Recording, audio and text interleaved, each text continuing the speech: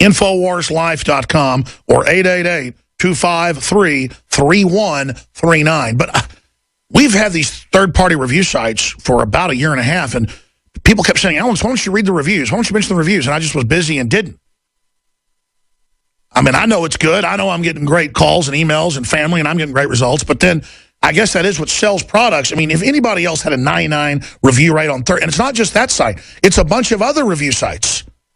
The big snoots, the experts on nutraceuticals, the snooty folks that are really experts that are into it, the hippies are buying it, folks. The hippies love our products because they understand it's hardcore. I mean, the Super Male Vitality and Female Vitality is concentrated organic, cold pressed, and then condensed. It's a secret process. I'm not allowed to talk about it, but some of it's patented. We got to pay for the machines and all that stuff. It's concentrated, folks. It's concentrated. And quite frankly, it's a form of alchemy, and we don't mean turning lead into gold. But they follow alchemic principles of recombining, mixing. I mean, Group is a weirdo in a good way. He's coming on next hour. InfoWarsLife.com. And take the Super Male Vitality, see what it does for you. Okay, I'm done ranting. Joining us back safely, thank the Lord. Thank you for your prayers. They were raiding journalists at 1 a.m. in the morning, like Charlie Skelton of The Guardian. That's a pretty bold move. They were attack helicopters, armored vehicles, checkpoints 6 miles away, cops grabbing on Dew for walking up to them and being polite. They're back from Bilderberg, but look at how world government, TPP, the Pope calling for world government, a global authority for carbon taxes, making their move on every single front. We see the Bilderberg Group, and I believe it's because the agenda is stalling. They've decided to go from stealth to out in the open and try to bum Russia's. I know Bilderberg's probably not too happy that TPP got shot down last Friday. Then the big day was Sunday when they left, and they got swarmed. If radio listeners haven't seen the videos of world leaders being confronted at the airport by our reporters and others and locals that came out, that was simply amazing. Gentlemen, great job. Good to have you back in Austin. Well, thanks, Alex. And look at the Steve Watson article. Taxpayers foot $128,000 for Michelle's sightseeing trip for a secret party with Prince and Stevie Wonder.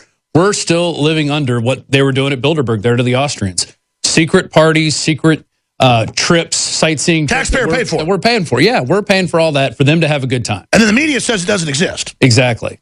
And, you'd be a conspiracy theorist for talking about it. But, yeah, we beat them in the first round with TPP. It looks like they're going to come back and try to vote on it again. It seems like they didn't like the first round of voting. It didn't go their way. So now it's, we got to bitch about that. And we're going to start a new round of it again, of trying to get people to vote for it. They're going to try to strong-arm some of these congressional guys. Josh Owens, what do you make of all this? I mean, I can ask you specific questions, but just out of the gates, what did you take away from Bilderberg 2015? Well, we covered a lot while we were there. Obviously, people saw that.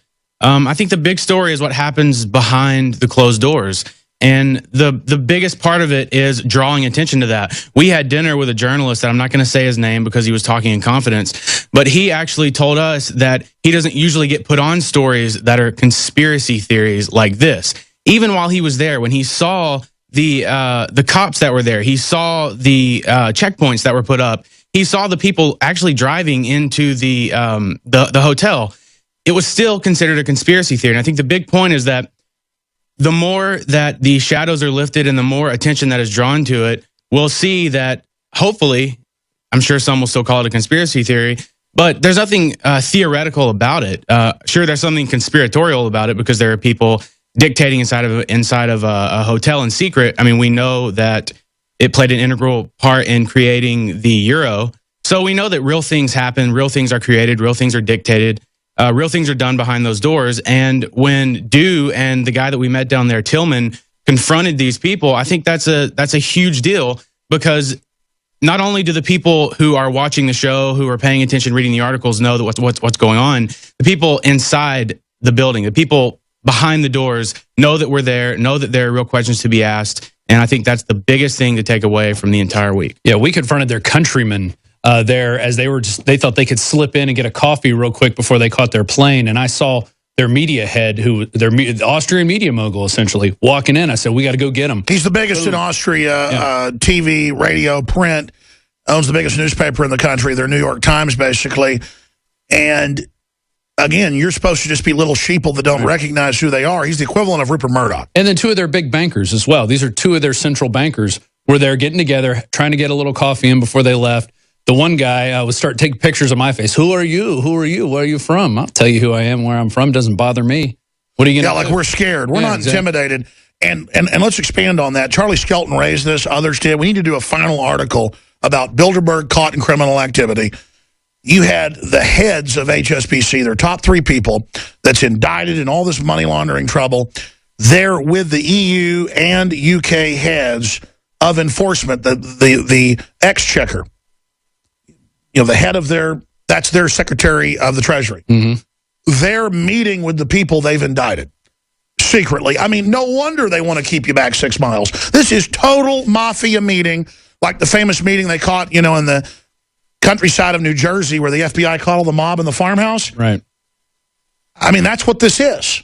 Yeah, basically. And then there's Rennie Banco, who's a guy who had a suspended sentence for fraud and embezzling money and doing all these crazy bribery deals. Bribery, yeah.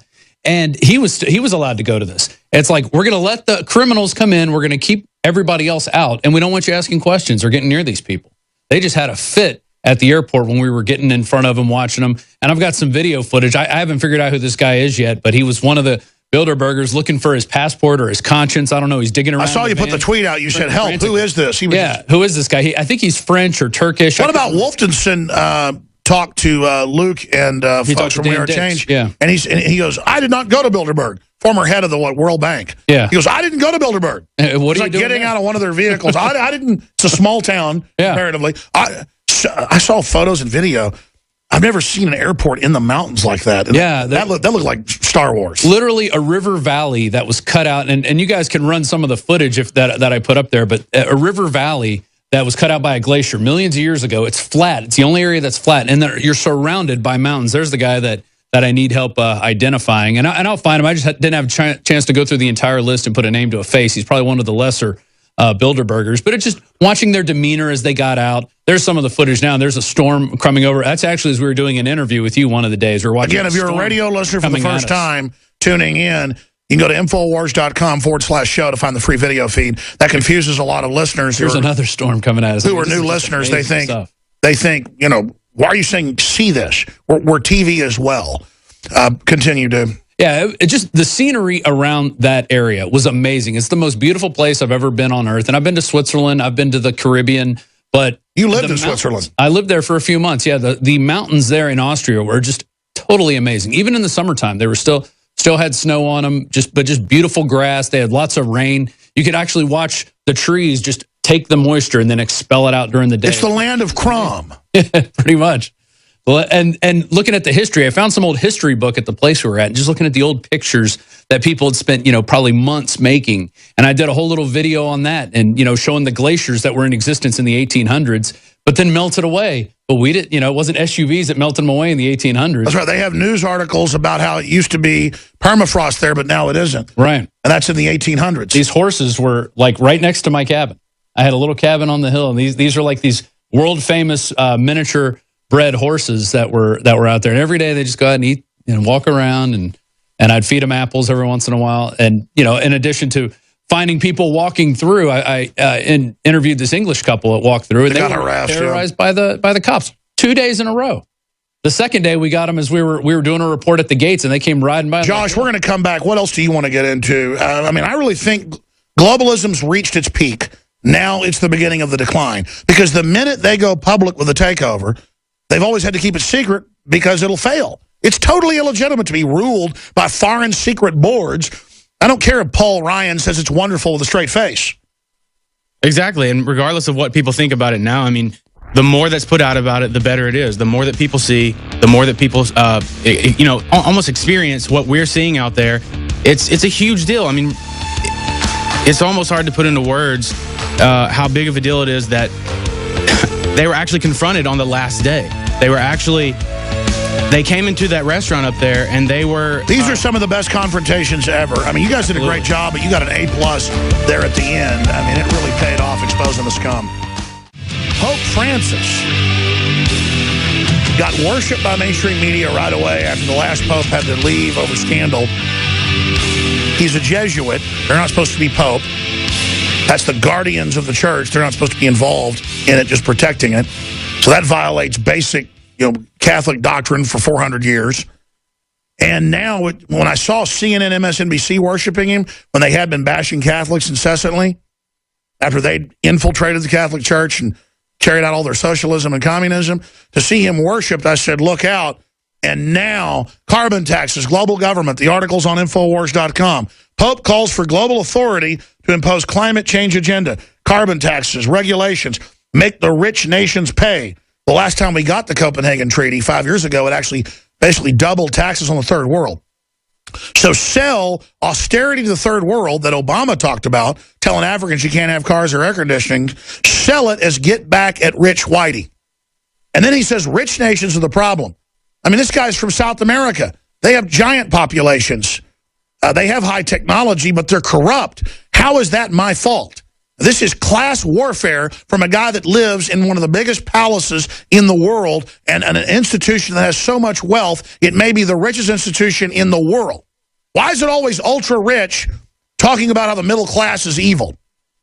I mean, something's going on here. What do you make of it and how it ties into Bilderberg? It was the Vatican that pushed an EU program. In fact, the first treaty to set up the EU was called the Treaty of Rome. Yeah, and that's like Obama going to Africa and telling the Africans, hey, we can't all have air conditioning, we can't all have cars, trying to make them feel bad for wanting to up their standard of living. That's what they're always looking at our standard of living, saying he lands in a giant jet with 10 jets with him, tens of millions of dollars a day, and then lectures everyone. But we're bad. We're walking on a mountain. Al Gore has 17 properties, 8 or 9 houses. Some of them are 40,000 square feet.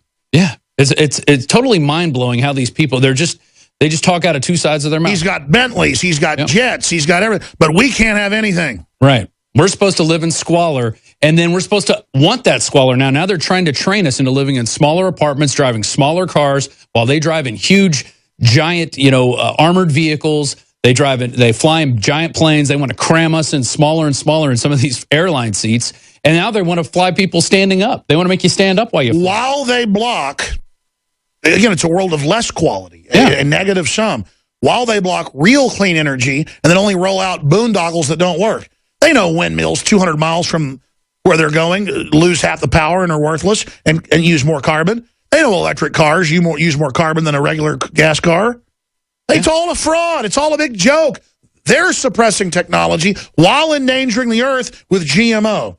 And I think that's why we're here to wake people up to that fact that, hey, these people are trying to tell us that we have to live in squalor and we have to be poor while they're rich and they're good. They're better than us for some reason because they're telling us that we're poor. It's just it's a paradox. It's a real paradox. Well, they flip reality. They're con men. Yeah.